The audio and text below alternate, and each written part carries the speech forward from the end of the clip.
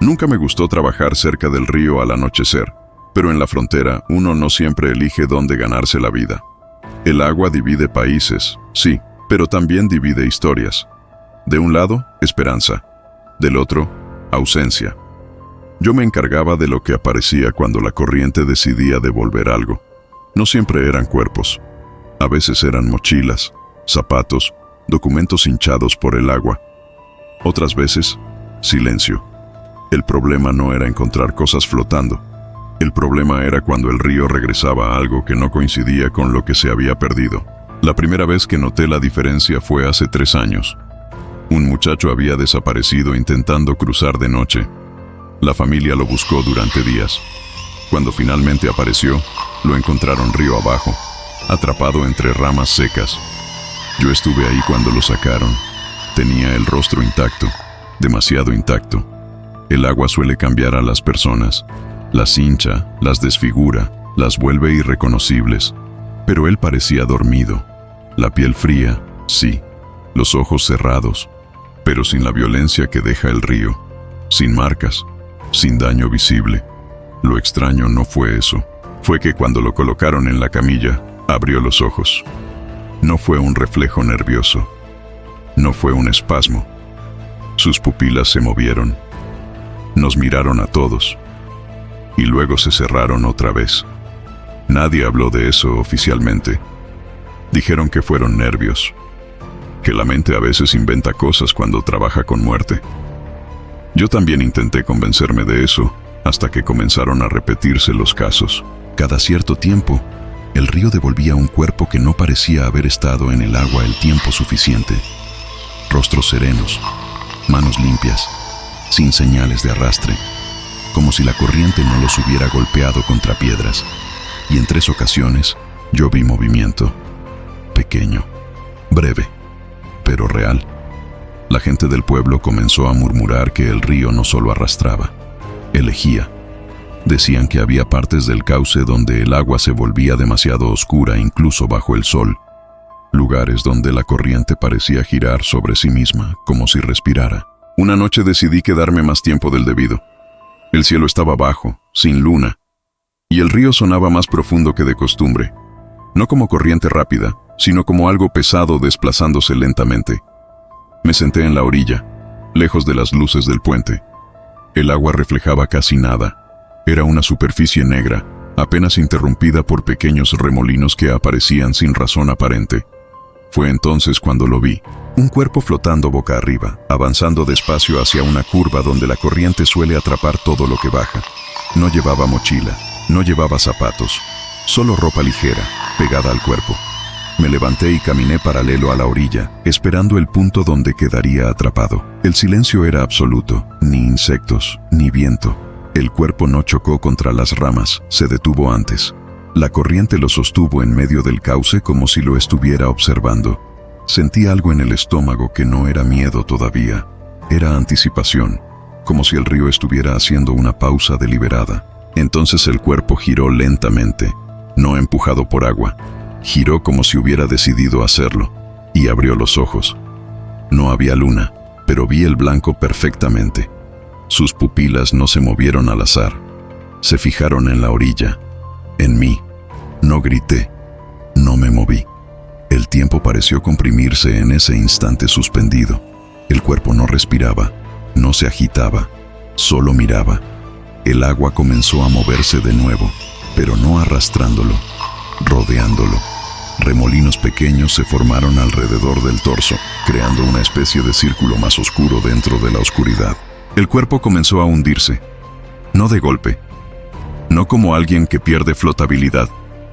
Se hundió verticalmente, despacio, manteniendo los ojos abiertos hasta que el agua los cubrió. No hubo burbujas, no hubo lucha, solo desaparición. Me quedé de pie durante varios minutos, esperando que volviera a salir más adelante, como siempre sucede cuando la corriente retoma su curso. No volvió a aparecer.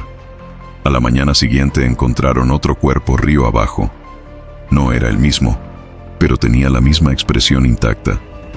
Y cuando lo levantaron, una de las mujeres que ayudaba dijo que había sentido un latido, no en el pecho, en el agua. Esa fue la primera vez que escuché la frase que ahora nadie dice en voz alta: el río devuelve lo que no termina. Desde entonces he visto demasiadas cosas para creer que se trata solo de corrientes y remolinos naturales. He visto cuerpos desaparecer en puntos donde la profundidad no lo permite. He visto flotadores vacíos girar en círculos exactos durante horas. Pero lo que más me inquieta no es lo que el río se lleva, es lo que decide regresar, y lo que a veces decide quedarse mirando desde abajo. Desde esa noche comencé a vigilar el mismo tramo del río con una atención distinta, no como trabajador sino como alguien que espera una respuesta, porque entendí que el punto donde el cuerpo se detuvo no era casual, era un lugar específico donde la corriente cambiaba de comportamiento sin explicación visible. Volví durante el día para observarlo mejor, y noté que el agua en esa curva no reflejaba la luz como el resto del cauce. Era ligeramente más oscura, más densa, y los pequeños residuos que flotaban evitaban pasar por el centro exacto de ese remolino casi imperceptible. Lancé una rama seca para probar la corriente y vi cómo avanzaba con normalidad hasta llegar al punto exacto donde el cuerpo se había detenido. Allí la rama redujo velocidad sin razón aparente y comenzó a girar lentamente antes de continuar como si nada hubiera ocurrido. Intenté convencerme de que era una irregularidad del fondo, quizá una formación rocosa que alteraba el flujo, pero cuando regresé al anochecer, el efecto se repitió con una bolsa plástica que bajaba desde el puente, y el patrón fue exactamente el mismo. Esa segunda noche no estaba solo. Un muchacho del pueblo me acompañaba porque había perdido a su primo semanas atrás, y quería creer que el río aún podía devolver algo reconocible, aunque ninguno de los dos dijo eso en voz alta. Nos sentamos en la orilla sin hablar demasiado, y el silencio era más pesado que la primera vez, como si el río percibiera nuestra atención concentrada sobre ese punto oscuro en medio del cauce. Cerca de la medianoche vimos algo descender lentamente por la corriente. No era un cuerpo completo, sino una silueta parcial, como si el agua transportara un torso incompleto que se movía con demasiada estabilidad. El muchacho murmuró una oración apenas audible mientras el objeto flotante se acercaba a la curva donde todo parecía ralentizarse sin que el resto del río cambiara su ritmo. Cuando llegó al punto exacto, el objeto dejó de avanzar y el agua comenzó a girar alrededor formando un círculo casi perfecto, demasiado simétrico para ser simple turbulencia. Sentí el mismo nudo en el estómago que la noche anterior y di un paso hacia adelante sin darme cuenta, atraído por la manera en que la corriente parecía organizarse alrededor de lo que flotaba. Entonces el torso giró lentamente hasta quedar frente a nosotros, y comprendí que no era un fragmento, sino un cuerpo completo con la parte inferior oculta por la oscuridad del agua.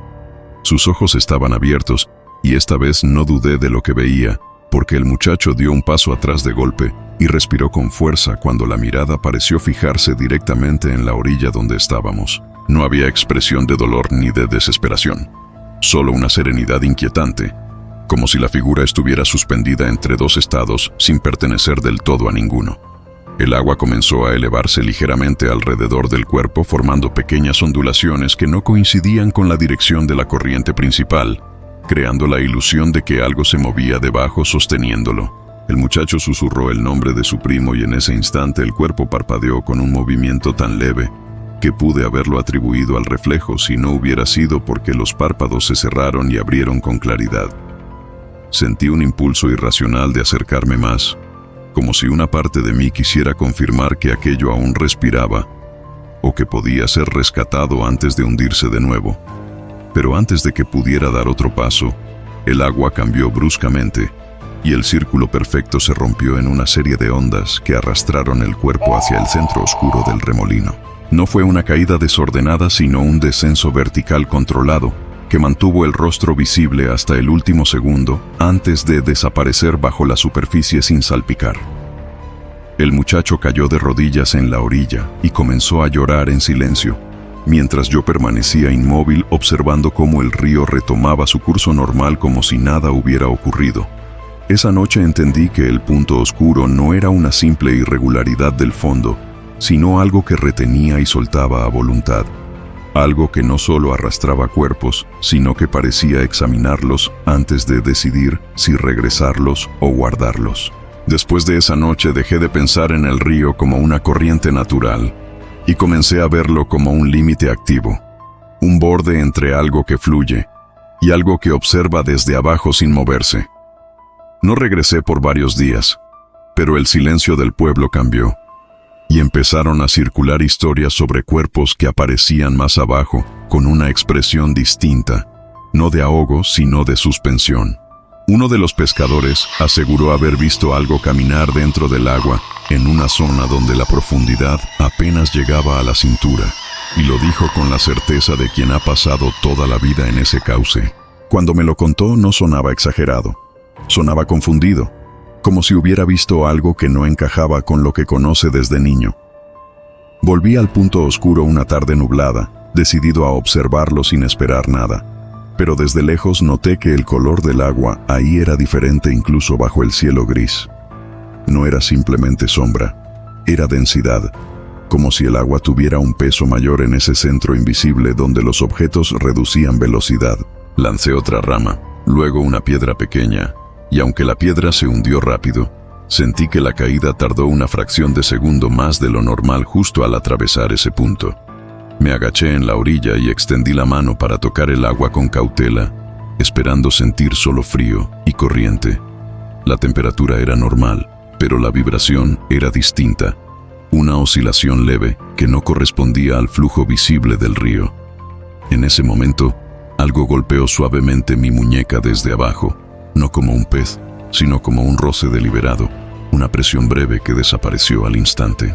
Retiré la mano con rapidez y retrocedí varios pasos mientras el agua continuaba fluyendo como si nada hubiera ocurrido.